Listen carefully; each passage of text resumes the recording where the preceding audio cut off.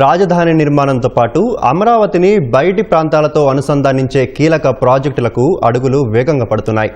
విజయవాడ హైదరాబాద్ జాతీయ రహదారిని అమరావతితో అనుసంధానించే కీలకమైన ఐకానిక్ వంతెనకు డిపిఆర్ తయారీతో పాటు కన్సల్టెంట్ల ఎంపికకు ప్రక్రియ చివరి దశకు చేరింది.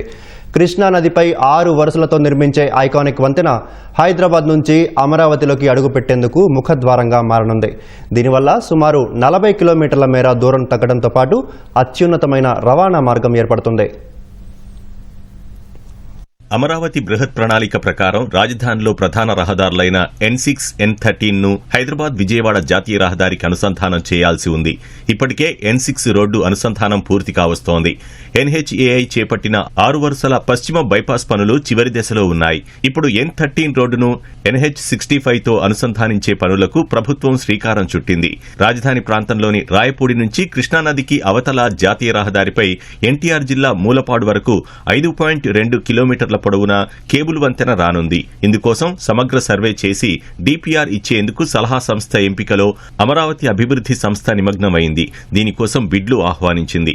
ఈ ప్రక్రియ ప్రస్తుతం సాంకేతిక బిడ్ల మదింపు స్థాయిలో ఉంది. ఫైనాన్షియల్ బిడ్ల పరిశీలన కూడా పూర్తయ్యాక కన్సల్టెంట్ను ఎంపిక చేస్తారు. ఇప్పటికే అధికారులు క్షేత్రస్థాయిలో పలు ప్రాంతాల్లో మట్టి పరీక్షలు చేయించారు. సాంకేతిక ఫైనాన్షియల్ బిడ్ల మదింపు అనంతరం ఎంపికైన సంస్థ క్షేత్రస్థాయిలో సర్వే చేశాక డిపిఆర్ రూపొందిస్తుంది. నమూనా తయారీ అనంతరం టెండర్లు పిలుస్తారు. ప్రవేశ మార్గం సహా వంతెనను వినూత్న శైలిలో నిర్మించేందుకు సలహా సంస్థ పలు నమూనాలను సిద్ధం చేయనుంది. వాటిలో అత్యుత్తమ డిజైన్ ఎంపిక చేస్తారు. అన్ని అంశాలను పరిగణలోకి తీసుకున్నాక నిర్మాణానికయ్యే అంచనా వ్యయం ఖరారు చేస్తారు.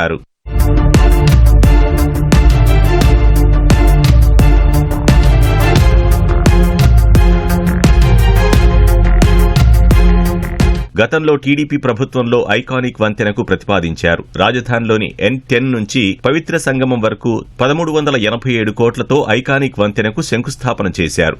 3 రకాల డిజైన్లు కూడా రూపొందించారు. కూచిపూడి నాట్య భంగిమలో ఆహ్వానం పలికేలా ఉన్న డిజైన్కు ఆమోదముద్ర వేశారు.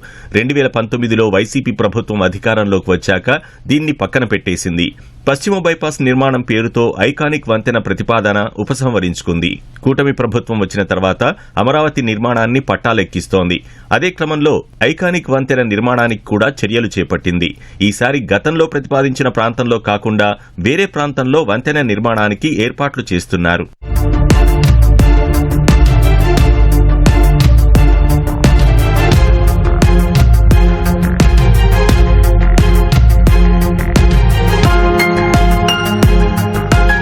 హైదరాబాద్ విజయవాడ హైవే నుంచి అమరావతికి రావాలంటే దాదాపు 40 కిలోమీటర్ల దూరం ప్రయాణం చేయాల్సి ఉంది.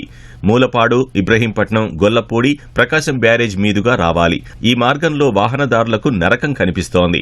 ఐకానిక్ వంతెన వస్తే ట్రాఫిక్ సమస్యలు తప్పడం సహా విజయవాడ నగరంపై ఒత్తిడి తగ్గుతుంది. మూలపాడు నుంచి కేవలం 5 కిలోమీటర్ల ప్రయాణంతో అమరావతికి చేరుకోవచ్చు. దీనివల్ల దాదాపు గంటన్నర సమయం ఆదా కావడంతో పాటు 35 కిలోమీటర్లు దూరం తగ్గనుంది.